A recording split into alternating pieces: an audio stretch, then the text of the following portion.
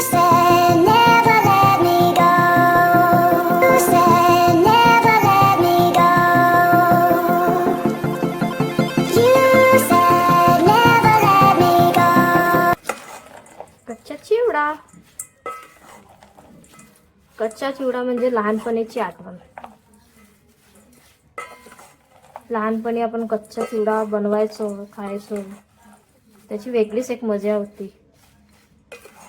आज म्हटलं तेच थोडंसं लहानपण जगावं, त्यासाठी आज मी केलेला आहे कच्चा चिवडा.